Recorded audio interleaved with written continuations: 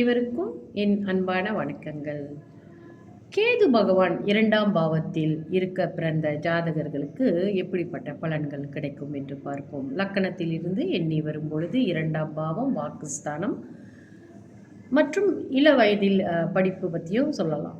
So இந்த இடத்துல கேது இருப்பது இந்த பேச்சு அவங்களுக்கு திக்கி திக்கி பேசக்கூடிய ஒரு நிலை ஏற்படக்கூடிய வாய்ப்புகளும் உண்டு.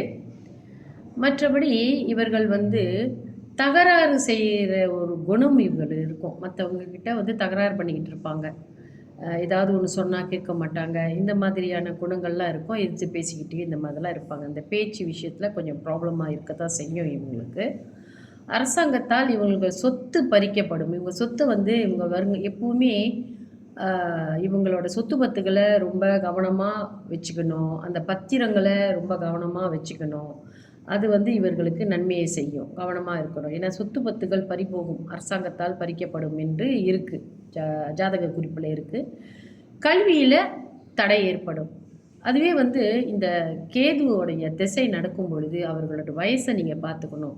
இளம் வயதாக இருந்தால், அதாவது ஆரம்ப கல்வியாக இருந்தால், கல்வியில் நல்ல முழு கவனம் இந்த பெற்றோர்கள் அந்த குழந்தை எப்படி படிக்குது என்பதை முழு கவனத்தோடு அந்த குழந்தையை பார்த்துக்கிட்டால் தான் அந்த கல்வியில் தடங்கள் இல்லாமல் அவர்களை படிக்க வைக்க முடியும். இந்த இளமை கல்வியை இது அந்த குறிப்பாகவே நம்ம எப்படின்னா, இந்த கேது திசை நடக்கும் பொழுது அவர்கள் வயசு அவங்களுக்கு எப்படிப்பட்ட, அதாவது சில பேருக்கு ஜாதகத்தில் இந்த கேது திசை எல்லாமே அவங்களுக்கு முடியக்கூடிய எதுவும் இருக்குது.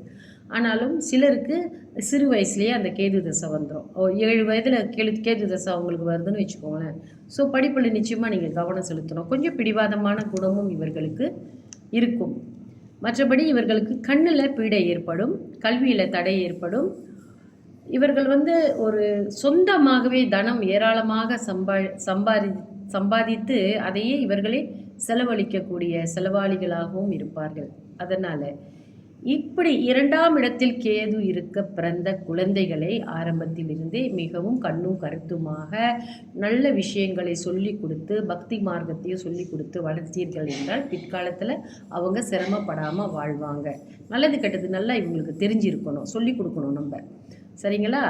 அந்த மாதிரி நீங்கள் வளர்க்கணும் அந்த குழந்தைங்களை. தொடர்ந்து நாளைய பதிவில் கேது பகவான் 3ஆம் இடத்தில் எப்படிப்பட்ட பலன்கள் தருகிறார் என்று பார்ப்போம். நன்றி, வணக்கம்.